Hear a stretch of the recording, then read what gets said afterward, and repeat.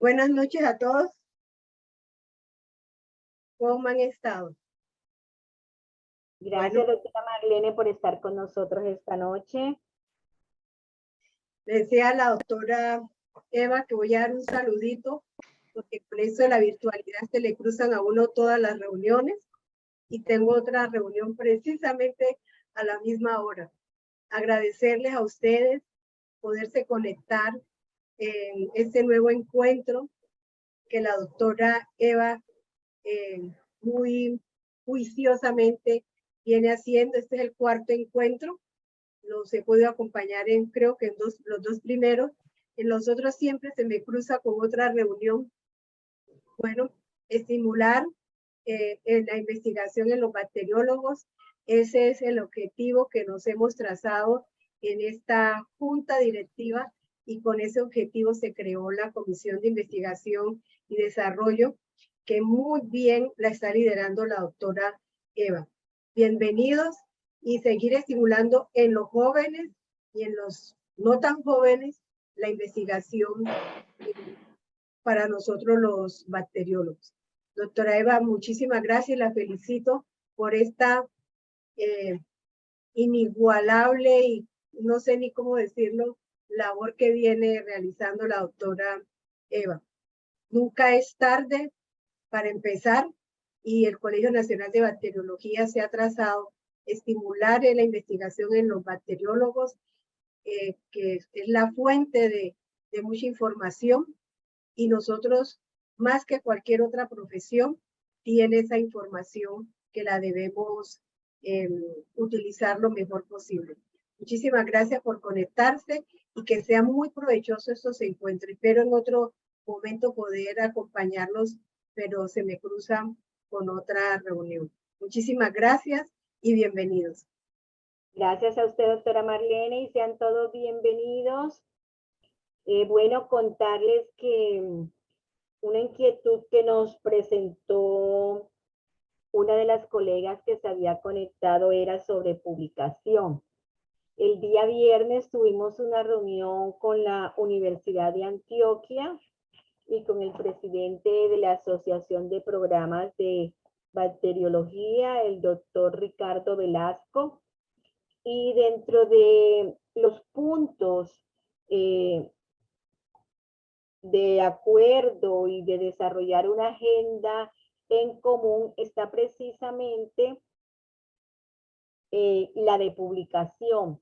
La Universidad de Antioquia tiene una revista que se llama Hechos Microbiológicos, y bueno, vamos a tener esa oportunidad, claro que cumpliendo con todos los filtros que exige una publicación, pero ya vamos a estar en alianza con ellos para darle mayor oportunidad a los bacteriólogos de hacer sus producciones.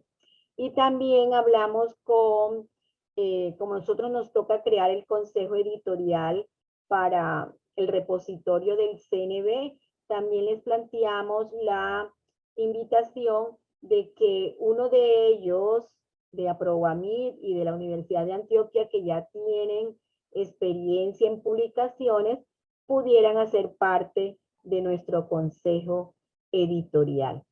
Entonces, eso como paralelo a toda esta gestión que estamos haciendo, y pues en el CNB, en el repositorio, tiene donde hacer, colgar sus producciones intelectuales.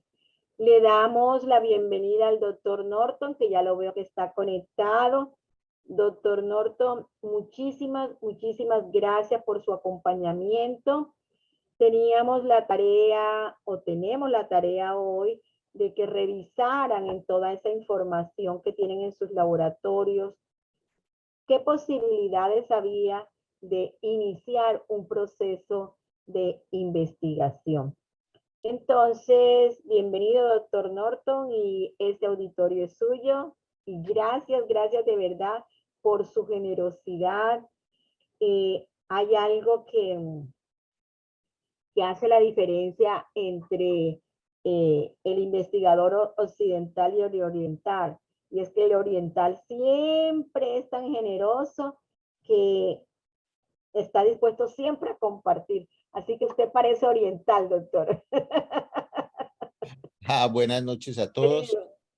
Muchas gracias nuevamente por la oportunidad de compartir con ustedes. Les pido disculpas por la demora. Ya me había distraído haciendo otra cosa y se me pasó el tiempo. Quisiera entonces que empezáramos, si hay algún voluntario que nos quiera contar sobre su idea de investigación y al mostrarnos esto, lo que les estoy compartiendo allí es cómo de pronto ustedes mismos pueden organizar sus ideas, porque cuando uno va a empezar a investigar, pues uno dice, ¿y en qué trabajo?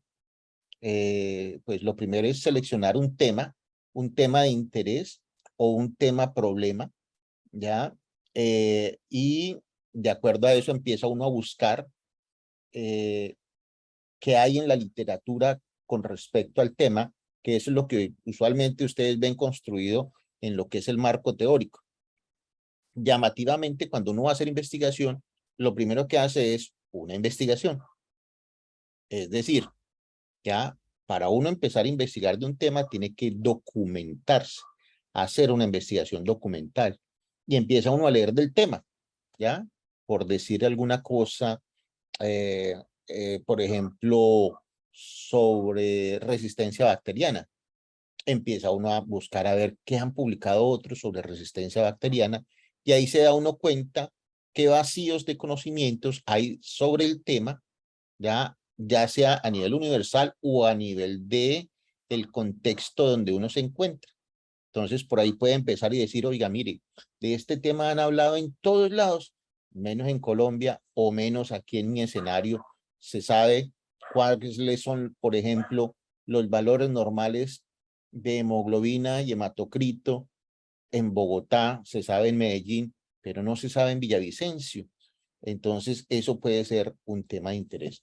Entonces, quisiera saber si hay algún voluntario o voluntaria que nos quiera presentar cuál es su tema de interés.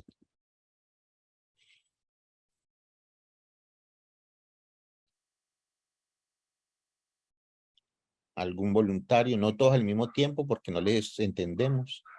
Se oyen como tímidos. Sí, Bueno, tranquilo. quería comentar, doctor, Perfecto, listo. Estela Páez. hay unos procesos que llegan nuevos al país, ¿sí? Como son nuevas metodologías para el diagnóstico, nuevas metodologías para la farma. Entonces, esa parte es tan importante porque una de las cosas que pregunta el ministerio, ¿tienen antecedentes de que se realice en el país? Y pues ya es una falla cuando uno dice, no tiene un estudio en Colombia, ¿sí? Están referenciados con el exterior.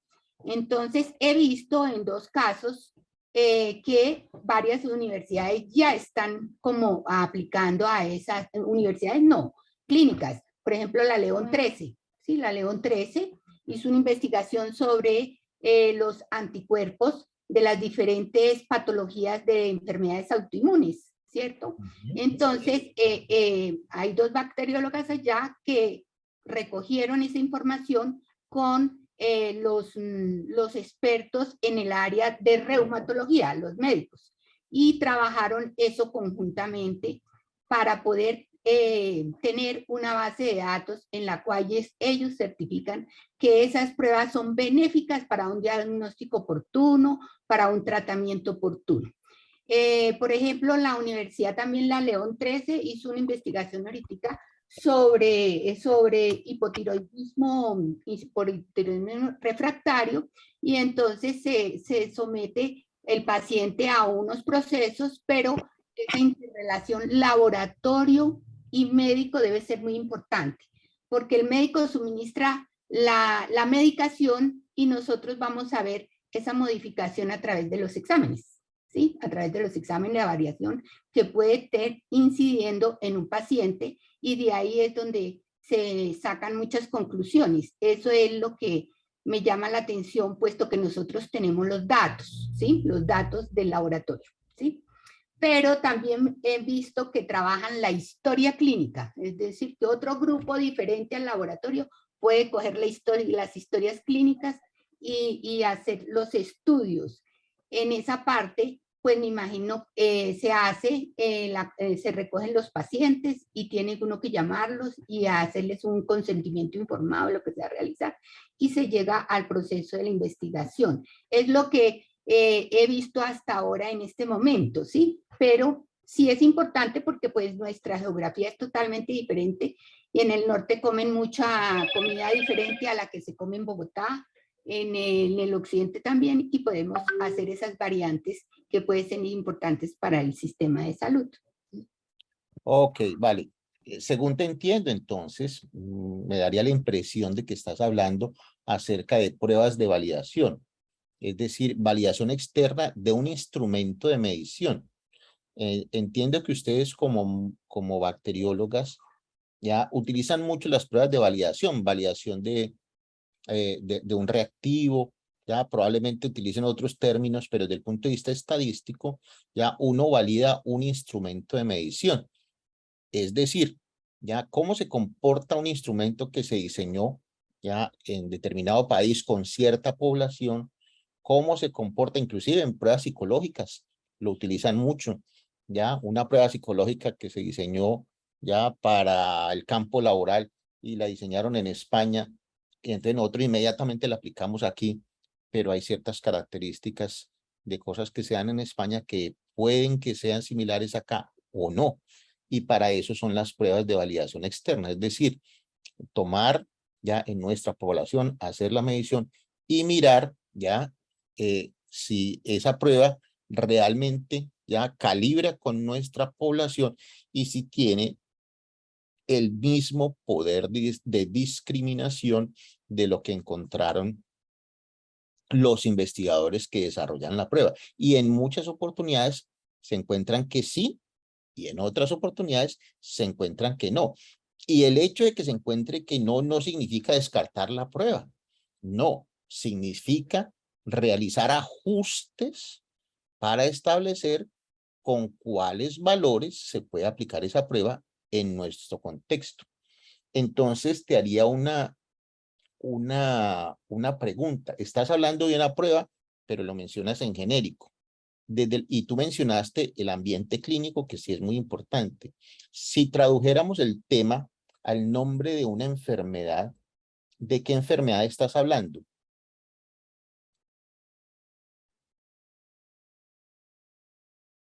Dijiste Puede enfermedades comprender inflamatorias, enfermedades autoinmunes. autoinmunes, pero es que enfermedades autoinmunes hay Es muchas. grandísimo, sí, señor. Es un universo y por eso una cosa muy importante es tratar ya de focalizar el problema, circunscribirlo, ya, porque cuando uno habla de la paz mundial, pues es muy grande y puede ser difícil de enfocarlo, mientras que si uno ya habla de la paz en Villavicencio, de pronto es más factible ya alcanzar el objetivo. Entonces, ¿a qué tema buscarías circunscribirte? ¿A cuál enfermedad autoinmune específicamente? Eh, por ejemplo, ya le digo, entonces, contra los antígenos SM, ¿sí? Los anticuerpos Rho y el síndrome de Sjögren, ¿sí? Ok, perfecto, muy bien. Entonces, ese, ya, ahí estoy escribiendo yo también, pues como para organizar las ideas en el chat. Entonces, el tema a estudiar, de acuerdo a la propuesta de Estela, ya es síndrome de Sjögren. Pero lo mismo, entonces, síndrome de Sjögren sigue siendo un universo muy grande y desde síndrome de Sjögren pudiéramos evaluar cuáles son los síntomas clínicos, cuáles son las pruebas diagnósticas, cuál es el enfoque terapéutico, cuál es el pronóstico y cuál es la rehabilitación. Todos esos espectros ya pueden estudiarse dentro de un problema, ya un problema clínico. Estela nos lleva y nos conduce de acuerdo a lo que planteó en el problema, fíjate que ella planteó ahí una parte del problema hacia la parte diagnóstica y diagnóstica novedosa. Si quisiéramos hacer una pregunta de investigación, ¿ya? Y antes de hacer la pregunta de investigación, yo te diría, una cosa, Estela. Tú has utilizado esas pruebas según te entiendo. No. De modo que tienes algo de experiencia en esto. Si has visto cómo se comporta, estarías en la posibilidad probablemente de hacer una hipótesis. Ujú. ¿Cuál sería tu hipótesis sobre el desempeño de esta prueba? Una prueba o unas pruebas. Que se pueden identificar los anticuerpos contra la mayoría de los antígenos que hemos tenido en cuenta. Entonces, por ejemplo, tenemos en cuenta el anticuerpo contra la JO miositis, contra las células, la LSE, ¿sí? Yo no soy experta en reumatología, ¿sí? No soy experta, ¿sí? Anticuerpos contra, el anticuerpo contra 52KSS, el 48KD, es una cantidad de anticuerpos que en reumatología pues implican muchas patologías, ¿no? Y para poder llegar a una diferenciación, entonces les mandan las sanas, les mandan toda ese panel para poder detectar lo que son las enfermedades autoinmunes. Y entonces esa prueba detecta una cantidad de anticuerpos y de antígenos que le puede servir al reumatólogo para poder diferenciar mejor su estudio, ¿sí? Bueno, ¿cómo te parece esa hipótesis que estoy escribiendo, Estela? ¿Esa Hasta sería tu hipótesis? tienen una precisión N. En pacientes con síndrome de Sjögren podría ser, ¿sí? ¿Cierto? Entiendo que eso es lo que tú me estás planteando. Ya tú le estás dando cierta credibilidad al desempeño, ya que es como se miden las pruebas diagnósticas. Uno espera que una prueba diagnóstica tenga cierto desempeño. Es más, ese desempeño se puede medir, ya, y hay varias estrategias estadísticas, pues, para la medición del desempeño, ya desde el punto de vista de sensibilidad, especificidad, valor predictivo positivo, valor predictivo negativo, ya, o el área bajo la curva, ¿cierto? En la curva ROC. Entonces, uno puede evaluar ya cuál es el grado de precisión de una prueba diagnóstica frente a una enfermedad teniendo un comparador de un estándar, ¿ya? En ese sentido. Entonces, esa es una muy buena tema, ¿ya? Que se pudiera plantear. Y si tú tienes las bases de datos, sería muy interesante que ya, poderlas utilizar, rescatar, evaluar efectivamente esa, y fíjate que así es como se plantea. Entonces, fíjate que arrancamos de la hipótesis. Te lo voy a cambiar tu hipótesis a pregunta de investigación, ¿ya? Y la pregunta de investigación tiene una manera sencilla de hacerla, sencilla me parece, ya, en el sentido porque a veces uno busca la pregunta y no encuentra, pero con la metodología PICO, ya, se facilita mucho. La metodología PICO, la P es de problema o paciente, y ya dijimos que el tipo de paciente o problema o enfermedad que queremos estudiar es la enfermedad de Sjögren, ¿ya? La I es de intervención diagnóstica o intervención terapéutica. Entonces aquí pudiéramos decir que la prueba X, pues llámese como la prueba que se quiere evaluar, ¿ya? Cómo se comporta, cuál es su grado de precisión diagnóstica, ¿ya? La C significa el control. El control es el comparador, ¿ya? Si hubiera una prueba, lo que llaman el gold estándar, para diagnosticar el síndrome de Sjögren, pues el control que yo quiero es comparar el gold estándar con la prueba ya que está en investigación, ¿ya? Y en este caso, la O ya es de un término en inglés que se llama outcome o desenlace, ¿ya? ¿Cómo es el desenlace? En este caso, para ustedes, en el caso de una prueba, lo que queremos ver es la precisión diagnóstica. Como les dije, ya sea que ustedes evalúen la sensibilidad o la especificidad, ¿cierto? Como pruebas de desempeño, ¿ya? De esa prueba diagnóstica. Entonces, fíjate que la pregunta PICO vendría a ser ya en pacientes con síndrome de Sjögren, ¿cierto? Sjögren. La prueba X, ya, en contraste o en comparación con el gol estándar, ya, cualquiera que sea, tiene una precisión, ¿cierto? Sensibilidad o especificidad, ya,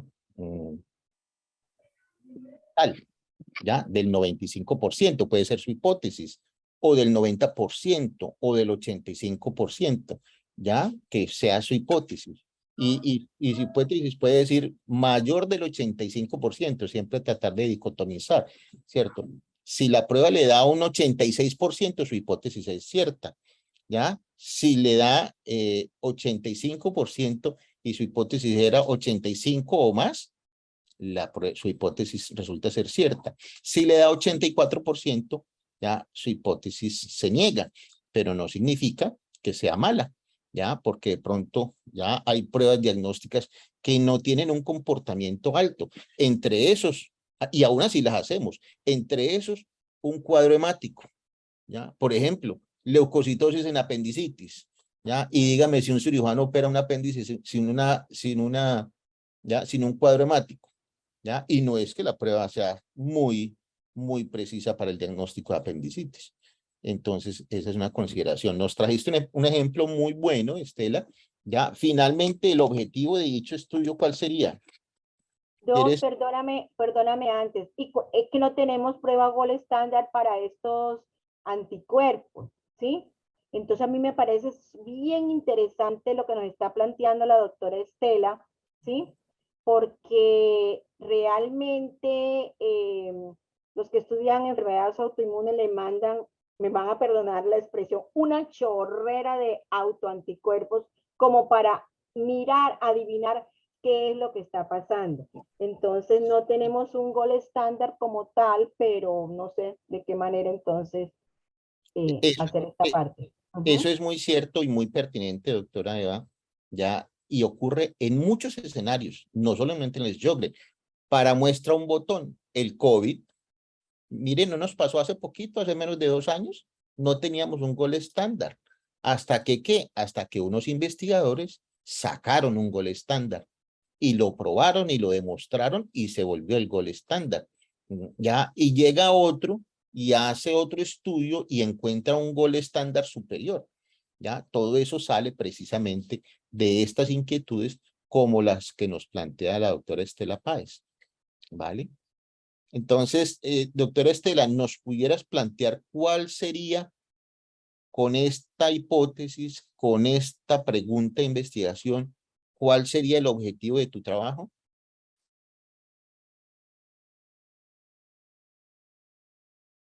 El objetivo del trabajo es demostrarle. Exacto, demostrar que... Al médico o demostrarle al ministerio que dicha prueba sí tiene una efectividad, una precisión, una exactitud para poderla autorizar para el servicio de salud, ¿sí? Podría ser. Vale, pero piensa con el objetivo, ya, como un objetivo diagnóstico, no como un objetivo personal o ante el Ministerio de Salud, sino ante la comunidad científica. Piensa que inclusive si el resultado es muy bueno, puede no ser para el Ministerio de Salud, puede ser para la OMS o para la comunidad internacional. Entonces, colócalo de forma genérica. Tu objetivo, y me gusta mucho ese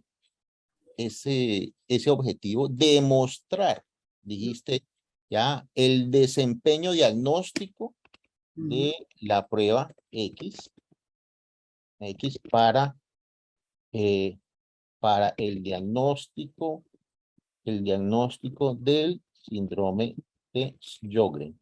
Entonces, como me quedó 2 veces diagnóstico, le quito 1, ¿ya? Ve que uno lo va construyendo así. Chácate. ¿Cómo te parece ese objetivo, Estela? Sí, demostrar el desempeño de la prueba para el diagnóstico de la enfermedad de Sjögren, ¿sí? Síndrome. Entonces, mire, esta es la parte más importante, la recolección de datos o los análisis estadísticos, ya con pena de que ojalá no haya ningún estadístico por ahí escuchándome, ya es la carpintería del trabajo, pero el quid, la parte clave de la investigación es esto, ya, y es la planeación, el diseño del estudio, y se necesita un experto como ustedes, ya, que tenga en la mente ya un conocimiento y plantee unas inquietudes como las que acaban de plantearnos Estela, ya con este tema de interés para diseñar un estudio. El resto, un metodólogo ya lo organiza, ya, y lo vuelve desde el punto de vista estadístico como sería de interés para lograr demostrar, para lograr el objetivo que ella se ha planteado. Entonces, ahí ya quedó listo la mitad del trabajo, ya, por ejemplo, de Estela. Quisiera ver si hay alguien más que tenga otro tema que nos quisiera proponer. Con mucho gusto, Estela. Lo hizo usted tan sencillo que se van a quedar todo el mundo aquí enamorado de esta metodología, sí. Esa es la idea, o sea, que ustedes se den cuenta ya que el tema es sencillo si tiene un enfoque adecuado desde el punto de vista metodológico. Si empezamos por el principio, ¿cierto? A veces, a veces uno tiene el afán, entonces quiere de una vez ya coger la base de datos y entonces ya hacer el análisis, ya, y entonces hacer la prueba de chi cuadrado, pero lo que le da a uno no sabe eso que le dio. ¿Qué me está diciendo? No sé, porque no tenía un objetivo, ¿ya? Si ya usted tiene ya el acceso a los datos, ya usted dice, bueno, ¿ahora qué hago con estos datos? Me planteo unos objetivos claros. ¿Alguien más que tenga un tema de interés que nos plantee? Hola, buenas noches. No sé si me escuchan. Sí, te escuchamos, Olga Lucía, bienvenida. Bueno, yo trabajo en el sector farmacéutico, pero pues aunque es un sector que trabaja mucho en I más D más I, yo estoy planteando un proyecto que no tiene tanto que ver con el tema de pruebas de validación, sino más bien de un nuevo modelo, ¿ya? Nosotros estamos trabajando en algo muy nuevo para el país, que es el tema de los medicamentos biológicos. Entonces, eso ha sido muy nuevo para el ministerio, para el INVIMA, para el instituto, y a veces viene todo este tema de la regulación. Entonces, nosotros nos hemos planteado un proyecto para MinCiencias, y de hecho lo necesitamos desarrollar, y es poder crear en Colombia y que se pueda extender a Latinoamérica un modelo de donación de sangre, específicamente de plasma por aféresis. Eso no lo hay en el país. En Latinoamérica solamente lo tiene Argentina porque tiene una planta de hemoderivados. Entonces, ¿cómo desarrollar este proyecto, este modelo, y que pueda ser presentado a agencias financiadoras, porque son proyectos muy, muy, muy costosos? Ok, te hago una pregunta primero, Olga Lucía. Cuando hablas de tratamientos biológicos, ¿quieres ampliarme más a qué te refieres? Sí, producción de inmunoglobulinas y albúminas, que son medicamentos, en este momento considerados como medicamentos vitales no disponibles. Ok, listo. Te voy a poner zancadillas, ¿vale? Así que agárrate. Pero el manejo de la albúmina y el manejo de inmunoglobulinas ya ha sido documentado en algunas enfermedades. Sí, claro, por supuesto, en muchas enfermedades. Lo que pasa es Ok. que en Colombia, como no hay planta, eso es importado, y es importado a muy alto costo. Por eso Ah, es que ya. se hace una planta en Colombia para producir esos medicamentos hechos en Colombia, es decir, materia prima colombiana y para los colombianos. Listo, ya veo para dónde vas. Entonces, yo pensaría que de acuerdo a lo que tú me estás diciendo, ya lo que quieres es demostrar probablemente que el mismo proceso con el cual se obtienen esos insumos, esos medicamentos biológicos en China, en la India, ya En se Europa puedan o hacer Estados Unidos. también con derivados y productos colombianos. ¿Es así? Ajá, sí, sí, Ok. sí. Entonces, tú lo que quieres es comparar tu producto con un estándar, ¿cierto? Y ahí puedes hacer, ¿sí? Sí, De dos maneras. Uno, probarlo químicamente, digámoslo así, ¿cierto? Par, tu producto con el del par, ¿cierto? Y ahí habrían ciertas cuestiones que habría que tener en cuenta de la regulación internacional sobre cómo te cambio el escenario. ¿Cómo demuestro yo, ya, al producir una penicilina nueva hecha en Colombia, que es igual de efectiva que la penicilina hecha en Alemania, por decir alguna cosa, ¿cierto? Sí. Ya cambia el producto, en este caso tú me estás diciendo productos biológicos, yo te lo cambio por algo de pronto un poco más frecuente de entender que pudiera ser un antibiótico. ¿Ya? Entonces hay dos maneras. Uno, químicamente yo demuestro que esta es igual a esta, ¿ya? O biológicamente, ¿ya? Yo demuestro en pacientes que el efecto de este antibiótico es similar al efecto, ya, que tuvieron estos antibióticos cuando demostraron y fueron aprobados ya para el uso terapéutico. Esas son dos maneras de hacerla, ¿ya? Y se hace en la actualidad. De acuerdo. ¿Sí? Así es, Olga Lucía. Ahora, ahí hay algunas cosas a considerar y te hablo desde mi concepción como médico. Eso ocurre cuando nos traen, por ejemplo, los medicamentos genéricos. El Ministerio de Salud, ya por regulación nacional e internacional, tiene unas definiciones sobre equivalencia farmacéutica, ¿ya? Y equivalencia terapéutica, que si bien pueden ser correctas de lo normativo, no necesariamente son correctos desde lo epidemiológico. Entonces, pero de todas maneras, ya es el proceso que a ustedes o que a la industria pues se les requiere para hacer la introducción de un medicamento ya al mercado, no necesariamente nuevo, como en este caso. Entonces, tengo entendido, hay algo que llaman la USP, ya USP, no soy experto en este tema, perdóname si me equivoco, ¿cierto? Pero es lo que le presentan a uno los visitadores médicos cuando le traen a uno un medicamento, ya genérico, etcétera. Entonces ellos le presentan, mire doctor, le traigo este medicamento, es buenísimo, ya igual que el original. Y entonces yo me pregunto, desde mi concepción ya de investigador, ¿qué significa para esa persona igual? ¿Ya? Igual no es igual, porque igual sería que la efectividad ya del uno, digamos, fuera igual, exactamente igual a la del original. Y eso a veces en salud no es fácil de obtener, ni siquiera con el mismo medicamento, ¿cierto? Y ha ocurrido en algunas oportunidades, ¿cierto?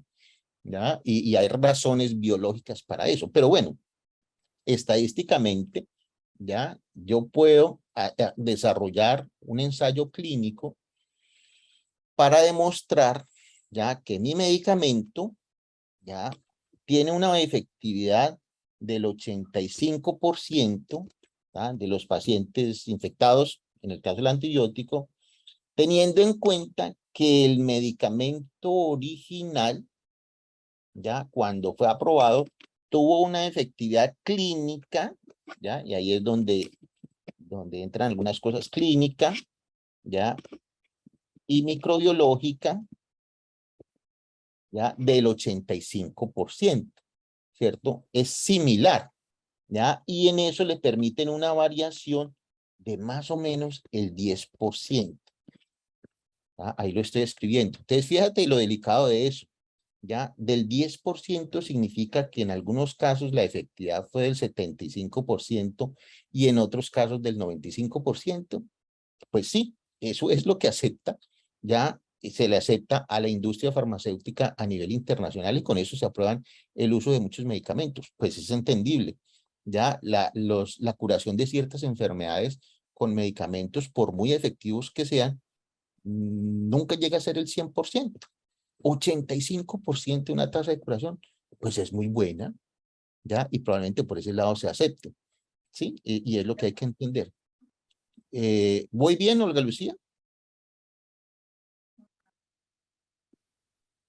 ¿Satisfecha o alguna otra cosa, doctora Olga Lucía? Entonces, ponme un ejemplo de una enfermedad a la que tú quieras atender con tu nuevo producto. Yo te voy a poner, por ejemplo, albúmina, mencionaste tú, ¿cierto? Pero para llegar a albúmina, tengo que ver en qué enfermedad quieres usar la albúmina. Te voy a poner una cosa, la P, paciente o problema clínico, ya, síndrome ascítico, ¿ya? La albúmina se usa como terapia en el paciente con síndrome ascítico, ¿sí? Y ya la intervención es albúmina, ¿ya? Albúmina original. Perdón, borren ese. ¿Ya? La intervención es la tuya, ¿ya? Albúmina marca Olga, ¿vale? El control es la albúmina original, ¿cierto? Y el desenlace, ¿ya? O outcome, ¿ya? Es una disminución de la mortalidad en un 85%, ¿ya? Digamos que eso hubiera sido el desenlace del producto original que yo quiero demostrar y comparar, ¿sí? Ese sería tu pregunta de investigación, Olga, ¿vale? Desde el punto de vista clínico. Como te digo, hay otro camino desde el punto de vista químico, ¿ya? Y es comparar que tu molécula tiene las mismas características de la original, desde el punto de vista de pureza, desde el punto de vista de inocuidad, desde el punto de vista pues de cualquier otra característica de seguridad que se quiera poner. Y probablemente esa sea la vía más expedita para tu compañía, Olga Lucía. ¿Sí? Ok.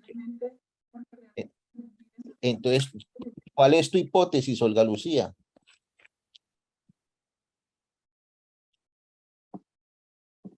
Entonces mi hipótesis sería la albúmina marca Olga puede disminuir la mortalidad en un 85% como lo hace la albúmina marca Merck o marca como sea. Sí, señor. Ajá. Exactamente. Entonces, tu hipótesis es que la albúmina marca Olga tiene una efectividad, ya, desde el punto de vista de mortalidad del 85%, ya, como la albúmina marca Merck. Esa es tu hipótesis. Y ya de ahí derivas tu objetivo, el objetivo de tu estudio, y de ahí se diseña, ¿cierto? Ya, el estudio. Gracias por ese ejemplo, Olga Lucía, que tiene mucho más que ver con lo que yo suelo, pues, leer artículos, etcétera, ¿cierto? Que más que con el escenario de laboratorio. Bueno, ¿alguien más tiene otro tema? Sobre todo, miremos a ver si hay alguien que tenga uno más enfocado con bases de datos del laboratorio clínico que ustedes tengan. De las bases de datos que cuentan con ellas en el laboratorio. Yo les mencionaba una inquietud que siempre he tenido desde hace muchos años. Hace muchos años yo vi una tabla de laboratorios. Hay un laboratorio en Medellín que hace muchos años, cuando yo era estudiante, sacó los estándares o los valores ya de hemoglobina normal ya en Antioquia o en Medellín, creo que era. Germán Campuzano. Campuzano, gracias. Sí, señora. Campuzanos, ¿ya? Y sacó ese estándar y nosotros como estudiantes de medicina teníamos ya ahí el librito con los valores y entonces si un paciente tenía una hemoglobina menor de 12, ya pues decíamos este paciente está anémico, ¿ya? Nunca más lo he vuelto a mirar en ninguna otra parte del país y yo me pregunto, ¿será que la hemoglobina de Bogotá era la misma? Bueno, Bogotá tiene una condición y es que está muy alto, ¿ya? A nivel del mar y seguramente Ya esa pregunta tiene respuesta intuitiva antes de hacer un estudio de investigación. Pero ¿será que en Villavicencio ya son los mismos valores de hemoglobina? Pues yo les cuento que basado en la experiencia, no en la evidencia, en la experiencia, yo no suelo ver llaneros ya con hemoglobinas de 12, ¿ya? Y uno pudiera decir, bueno, tengo un sesgo porque yo veo son enfermos, pero de pronto un banco de sangre que recoge población sana, que son los donantes, de pronto sí pudiera dar respuesta a esa pregunta. Y tienen las bases de datos, ¿cierto? Entonces ahí les dejo una inquietud para los que están en bancos de sangre. ¿Cuál es el valor usual de la hemoglobina de su banco de sangre? Excelente. Pero yo le tengo una inquietud porque es que resulta que el CNB tiene planteado pues a mediano plazo establecer los intervalos biológicos de referencia. Y precisamente estamos con hemograma y el primero que vamos a hacer es hemoglobina y hematocrito, ¿sí? Pero al mismo tiempo, bueno, ya hay una encuesta que está en proceso de validación de expertos. Creo que ya la semana entrante ya puedo hacerle los ajustes porque hemos cumplido con todos los pasos del diseño metodológico para poder aplicar esa encuesta. Pero fíjense que no habíamos pensado en banco de sangre como que ahí llegan los pacientes normales, sino que pensamos, doctor, que nosotros vamos a identificar laboratorios en todo el territorio colombiano, ¿sí?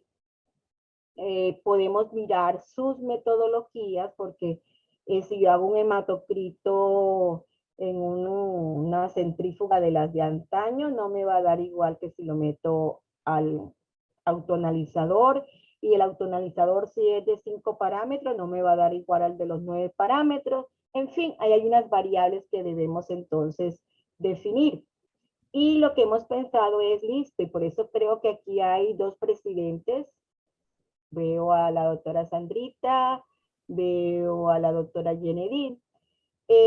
Ellos en las regiones serán los responsables de coordinar este proyecto ambicioso que tiene el CNB, porque como usted lo dice, no tenemos datos, sino los de Germán Campuzano hace ya como 20 años, quizás más, ¿sí? Digamos que 20. Y siempre oye al profesor de hematología, no es lo mismo la hemoglobina en Bogotá que en la región Caribe, que en la región tal, pero no hay la evidencia, ¿sí? Entonces estamos interesados en eso. Este es un espacio precisamente para ir esclareciendo todas estas inquietudes que nos pueda llevar a consolidar un buen proyecto de investigación a nivel de Colombia. De acuerdo, doctora Eva. Y tú le has agregado una cerecita al postre. Y es que probablemente esas consideraciones que tan fácilmente se introducen en los equipos como los parámetros, entre comillas, normales de resultados de laboratorios basados, entonces alguien viene y consulta internet y entonces ¿cuál es el valor de hemoglobina normal? Y encuentran un artículo de Estados Unidos y le ponen ese valor y no somos los mismos. Y tú lo acabas de decir, ya, no somos los mismos en la costa, ya, ni somos, de pronto esos parámetros no deberían ser validados en cada región, inclusive de pronto, ya, en cada institución. En Y cada laboratorio, teniendo en correcto. cuenta las variaciones de acuerdo con la metodología, como tú acabas de decir. Sí, señor. Ajá. Entonces, mire que ahí hay mucho por estudiar, ¿ya? Y de pronto los datos sí están, pero tenemos que ir a buscarlos en donde están. Y una de las consideraciones que tenemos que tener mucho cuidado es a no ir a utilizar datos de pacientes enfermos para considerarlos como normales. Claro, pues Correcto. es lógico, pero hay que hacer la salvedad, ¿cierto? De pronto podemos conseguir analitos o resultados de analitos de población sana en varios escenarios. Por ejemplo, exámenes de laboratorio antes de ingresar al trabajo. La probabilidad es de que esa población de trabajadores esté sana, ¿cierto? Entonces, probablemente eso sirvan como referencia. Como dije ya, el banco de sangre, ya no sé si algunos hagan pruebas en colegios, pues habrá que tener en cuenta la edad, ¿cierto? Habrán algunos otros que hacen pruebas en poblaciones, por ejemplo, de hogares geriátricos, entonces habrá que tener una consideración de los valores usuales, más que normales, en población adulta mayor, ¿sí? O sea, esos son motivos de investigación. Vacíos de conocimiento, donde hay una pregunta, ¿ya? Algo que no sabemos, algo que no se sabe, ahí está una oportunidad de investigación. Así es, doctor. Bueno, no sé quién más quiera preguntar, porque nos quedan 6 minutitos.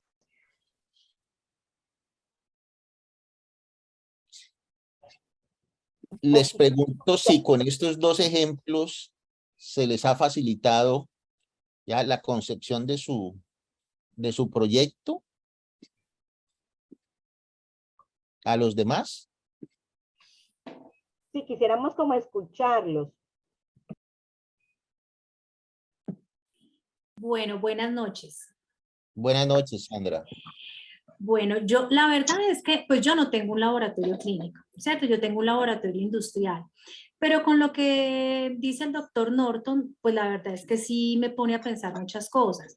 Nosotros realizamos muchos trabajos de investigación, pero con los estudiantes, ¿cierto? A manera de que ellos puedan graduarse con su tesis en el laboratorio o que hacen trabajos de investigación, pero realmente nunca hemos profundizado más en esos trabajos. Y ya con esto me parece pues que es muy importante. Nosotros, por ejemplo, hacemos control de calidad de cuartos limpios y ambientes controlados en muchísimas instituciones de salud, en centros reproductivos y tenemos muchísima información al respecto, ¿cierto? De todo lo que es la validación y verificación del programa de limpieza y desinfección. Hacemos todas las pruebas de capacidad desinfectante con las empresas que los venden como para validarle a las clínicas y hospitales pues que realmente lo pueden comprar. Y me pongo a pensar que tenemos una cantidad de información que podría ser muy útil para sacar un trabajo de investigación, pero la tenemos ahí, ¿cierto? Guardada.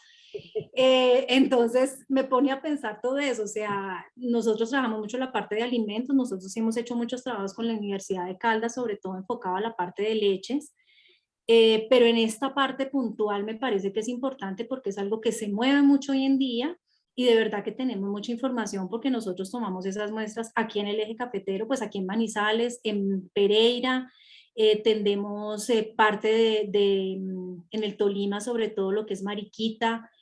Tenemos todas las instituciones privadas, públicas, hospitales, incluso tenemos hasta en el Cauca, vamos a la Fundación Oftalmológica Bejarano y al hospital en Popayán.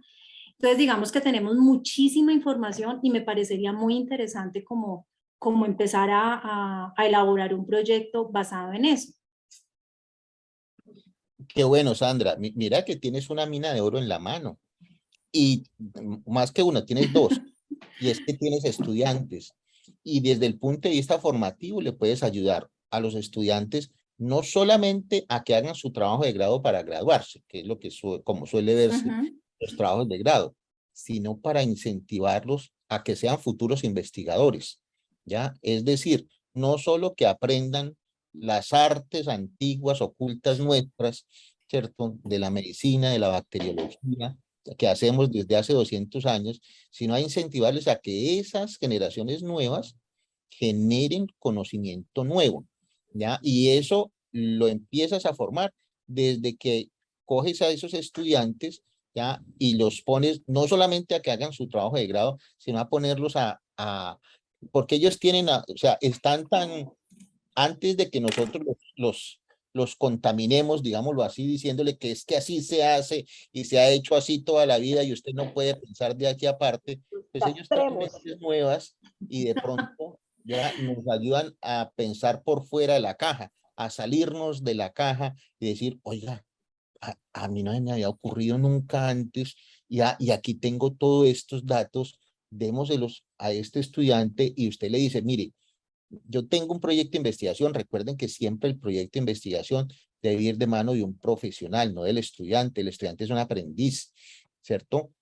Entonces es el profesor el que debe conducir al estudiante y decirle, listo, yo quiero que me ayudes en el proyecto de investigación, ya vamos a trabajar sobre el grado de contaminación por Staphylococcus aureus en las leches de Pasto, por decir alguna cosa.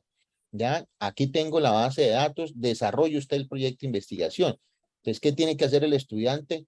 Ir al Medline, buscar a ver qué hay sobre leches, buscar a ver qué hay sobre Staphylococcus aureus, buscar qué hay publicado en Estados Unidos, buscar qué hay publicado en Latinoamérica, buscar qué hay publicado en Colombia, buscar qué hay publicado en Villavicencio, en donde tú te encuentres, y decir, oiga, en Pasto no hay nada publicado. Vamos a ser los primeros, vale la pena investigar por esto. Ya tienes la base de datos, ya tienes medio trabajo hecho, ya, y simplemente ya hay que poner al estudiante a que desarrolle sus capacidades investigativas. Se le pone a hacer un trabajo sencillo, un trabajo descriptivo. Se cogieron 200 muestras ya, del ganado, ya se hicieron tantas muestras para esto, se obtuvieron tantos resultados, y esas cosas ya que son de índole descriptivas, que a veces el estadístico y el epidemiólogo ya quiere que todo sea con prueba de chi cuadrado, la prueba de t-student, y no, estudios descriptivos son supremamente importantes cuando son exploratorios, cuando son los novedosos, cuando no hay nada escrito sobre eso y tú tienes ya los datos, y puede ser beneficioso para ti desde el punto de vista personal, desde el punto de vista profesional, laboral, ya como profesora, como investigadora, y para tu estudiante también. Entonces, ahí tienes una muy buena posibilidad, Sandra. Sí, Doc, señor, hay una muchísimas pregunta. gracias. No, a ti, Sandra. Doc, hay una pregunta en el chat que Ajá. cómo pueden aprovechar la estrategia para las investigaciones cualitativas. Buenísima esa pregunta, muy buena esa pregunta. Mira, creo que fue Alexandra González la que la hizo. Lo que estamos hablando aquí en estos momentos aplica a la investigación cuantitativa. Cuantitativa es de contar, ¿cierto? Como dije, vamos a recolectar muestras de 500 vacas, el 50% fueron ya de tal hato, el 50% de tal otro, ya 30% estuvieron contaminadas, bueno, mucho, 7% con Staphylococcus aureus, ya, y el 50% de esos estafilococcus fueron resistentes a la oxacilina. Eso es cuantitativo. La investigación cualitativa es muy importante, muy valiosa, pero es un abordaje totalmente diferente. Ya, yo te confieso que la conozco desde el punto de vista teórico, pero no tengo experiencia en ella, ¿vale? Suele aplicarse más en otros escenarios, por ejemplo, en psicología, ya suele aplicarse mucho, por ejemplo, en las ciencias sociales, Claro. sociología, antropología. Enfermería suele utilizarla también mucho, ya a veces psiquiatría, y tiene otros abordajes diferentes, por ejemplo, y otras herramientas diferentes, ¿cierto? Que no es de cuantificar. Te digo un ejemplo de pronto que conocí. Un antropólogo ya quiere conocer cómo es la concepción del universo de los indígenas ya en el Orinoco. ¿Qué hacen ellos? Ellos hacen investigación, participación, acción, entre otras estrategias. No es venir a aplicar una encuesta, que es una estrategia también de algunas, ya en algunos abordajes cualitativos y cuantitativos también. Ya, sino ellos van y se meten allá en la comunidad y viven allá 30 años para poder incorporar y entender ya la concepción de esa otra comunidad. Y en esos 30 años van estudiando y van escribiendo y van mandando y van diciendo, mire, para los indígenas el sol es mágico, ya la luna significa tal cosa, el mes de enero significa tal otra, la edad de 12 años ya en los hombres significa tal otra, y eso usted no lo entiende a través de lo cuantitativo, ya usted tiene que elaborar otras estrategias. Por ejemplo, las ciencias o las ciencias políticas, ya los de criminalística, ya también utilizan esas estrategias cualitativas. Los periodistas, ya cuando ellos hacen una entrevista, ellos tienen que interpretar las respuestas del entrevistado, ya, y darle una conclusión ya sea en el escrito, en el periódico, en la revista, o en el noticiero, mire, lo que fulano dijo fue tal y tal y tal otra cosa. Ya es el investigador quien interpreta ya esas estrategias investigativas. Entonces, si estás interesado en esa investigación cualitativa, yo te diría, debes buscar personas que sean expertas en ese tema, ya, que utilizan otros instrumentos y otras estrategias ya para investigación. Gracias por tu pregunta, Alexandra. Listo, entonces agradecerle infinitamente, doctor Norton, por su tiempo, por Con gusto. hacer tan fácil y atractiva la investigación, porque para todos los muchachos en las universidades, el trabajo de grado, porque pues ya el ministerio ha establecido eso, tesis es la de los doctores y lo de los magíster, ¿sí? Y en los muchachos que ellos con tal de crecer y sentirse más, dicen tesis y resulta que ni siquiera han hecho una revisión bibliográfica, es un trabajo de grado, ¿sí? Entonces, pero usted no los ha presentado y ellos le cogen fastidio porque realmente le ponen, son muy cuadriculados, muy exigentes, que esto le faltó, el qué, el para qué, el cuándo, por qué, no sé cuándo. Y fíjense cómo la doctora Estela nos presentó sus inquietudes y cómo quedó hasta la pregunta de investigación formulada, lo mismo la doctora Olga, en fin, así es muy, pero muy eh, rico, muy atractivo querer investigar. Entonces, no me queda más sino que agradecerle a todos. Por ahí veo conectada a la doctora Alma Vega, que trabaja en un hospital de primer nivel de atención, donde también hay bastante que investigar. La doctora Elsie, que nos decía en alguna de las secciones que no sabía por dónde empezar. Entonces, todo es empezar por donde yo quiero empezar, por donde a mí me inquieta algo. Entonces, muy rico. A todos ustedes, gracias por conectarse. No sé cuándo volvamos a encontrarnos, porque la idea es que traigan propuestas, ideas para poderles acompañar y guiar. Entonces, los escucho, no sé si dentro de 20 días, 15 días, pero la idea es que traigan cosas que preguntarle y aprovechar al doctor Norton su experiencia y el amor a la investigación, porque ya se le está saliendo por los poros, ya hasta por aquí me llegó su gran amor por la investigación. Los escucho. Doctora Clemente tiene el micrófono encendido. La doctora Emma Isabel, cuénteme, tiene la manita levantada. Bueno, muy buenas noches para todos. Doctora Eva, tratando de alimentar un poco las ideas a lo que se ha comentado, vean que hay cosas muy interesantes en primer nivel de complejidad.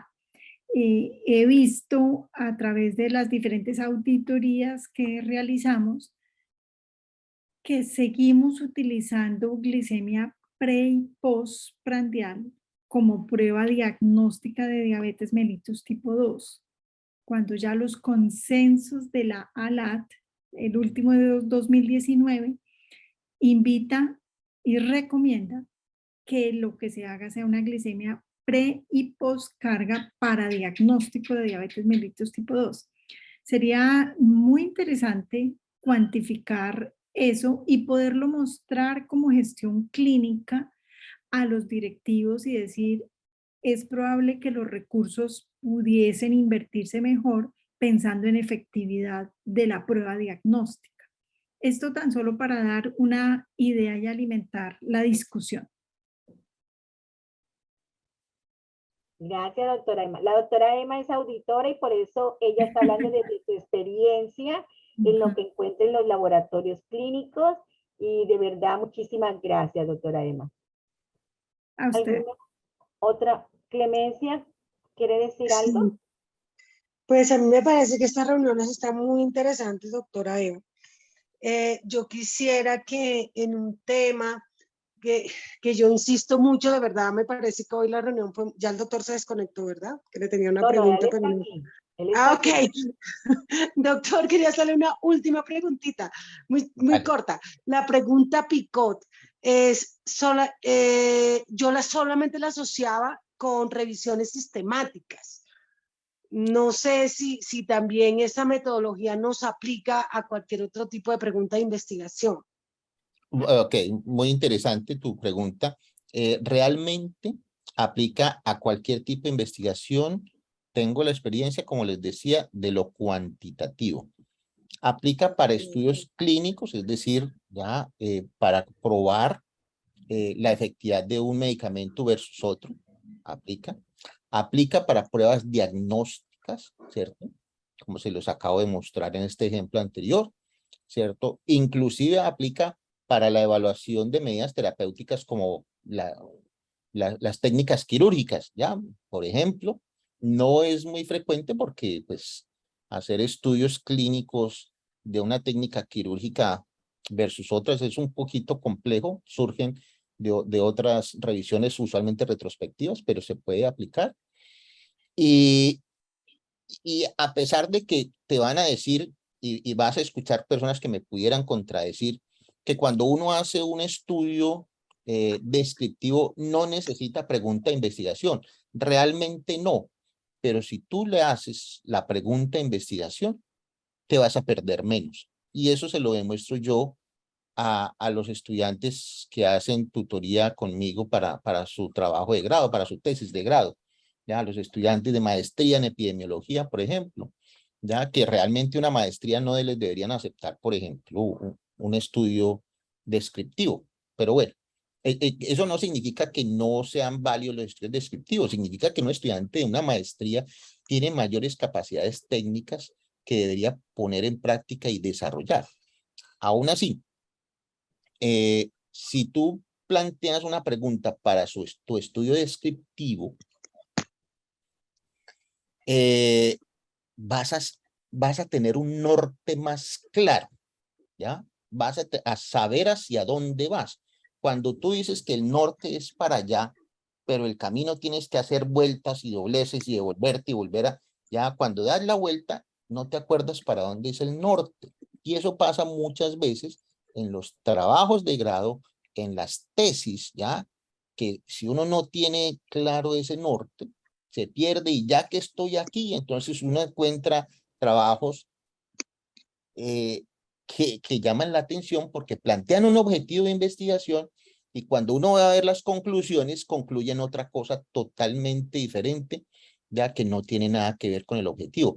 Recuerden que cuando uno plantea un objetivo de investigación es una promesa, es una promesa. Cuando usted ya promete en su objetivo de investigación que usted quiere ya determinar los factores de riesgo asociados ya con niveles bajos de hemoglobina en los pacientes ya con falla renal en hemodiálisis, es una promesa. Al final y la conclusión del estudio debe ser los factores de riesgo ya identificados en pacientes para anemia en pacientes con hemodiálisis en tal institución fueron este y este. Esa debe ser la conclusión. Entonces, igualmente te puede ser útil plantear una pregunta pico en estudios descriptivos. No todos los elementos se pueden aplicar porque en estudios descriptivos no hay control, ¿ya? Con un comparador, pero tú colocas la C del comparador, ninguno. Me preguntaban aquí por el interno sobre pico y picot. Algunos autores le agregan la T al final, ¿ya? Cuando el desenlace o el outcome, ¿ya? Es importante el tiempo de ese desenlace. Entonces, a veces algunos autores a la pregunta pico, ¿ya? Le establecen la T de tiempo. Es decir, por ejemplo, el desenlace es la mortalidad. Entonces pueden poner mortalidad a 30 días, mortalidad a 90 días, mortalidad a un año. Entonces ahí está la T de picot. ¿Contesté tu pregunta, Clemencia? Sí, bien, muchas gracias. Ok. Bueno, entonces hay otra en el chat que dice que, bueno, hay agradecerles se registren.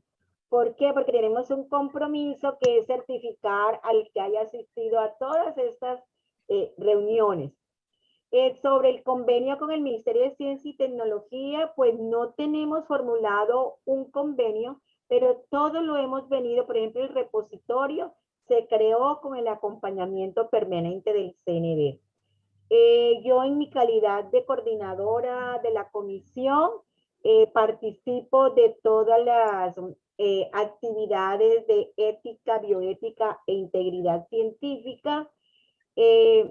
Nosotros lo que podemos hacer es abrir canales, porque en el momento nosotros como CNV no tenemos grupo de investigación y ustedes saben por qué, porque hay que consolidarlo, hay que ponerse de acuerdo con los créditos, con la producción intelectual, pero nosotros sí tenemos muy buenas relaciones con el Ministerio de Ciencia, Tecnología e Innovación.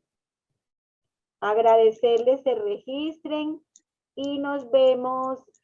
Sí, las grabaciones van a estar disponibles, sino que nuestro creativo está 100% metido en lo del Congreso, está haciendo todo lo que es las piezas publicitarias y todo, pero me dijo que la semana entrante se pone al día con las grabaciones y ustedes la encontrarán en la página web. ¿Ok? Entonces, vamos a escucharlos a ustedes. Dentro de cuánto tiempo tienen otras inquietudes, y qué rico este ejercicio que hicimos hoy, que fue posible pues gracias a las inquietudes que ustedes le plantearon al doctor Norton.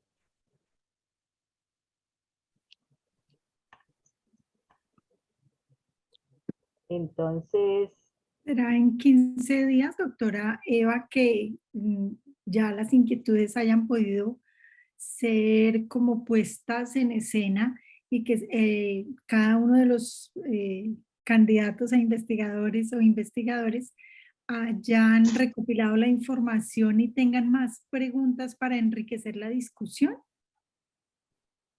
¿15 días eso es será lo un que tiempo quiero. corto o 20 días? No sé, díganme. Sí, eso es lo que yo quiero que ellos digan, ¿sí?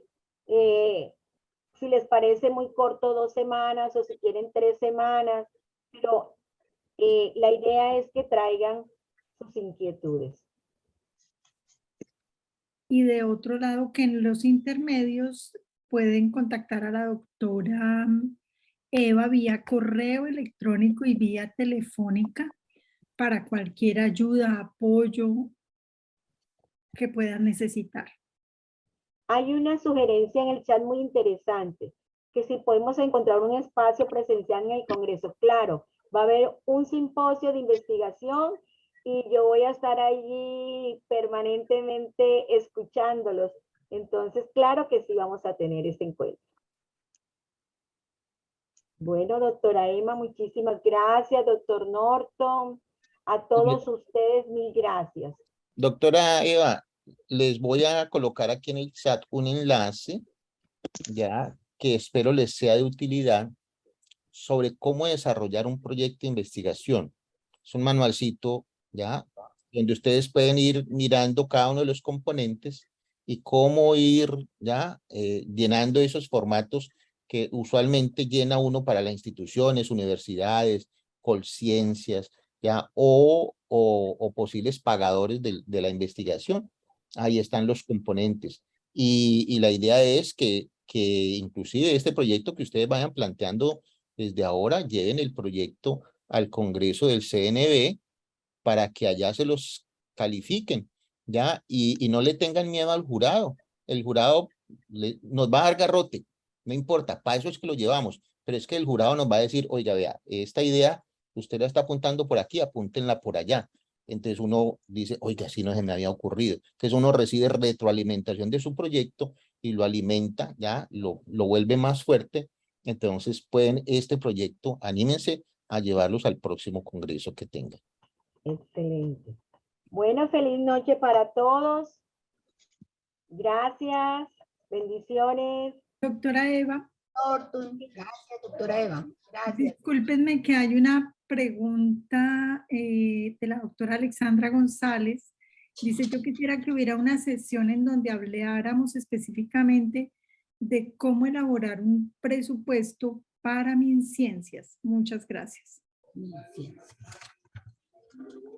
Ok, me comprometo a gestionar con la doctora Deyanira directamente porque, a ver, a veces de pronto es la interpretación mía de cómo hacer el presupuesto, pero es preferible que alguien de MinCiencia nos haga esa presentación.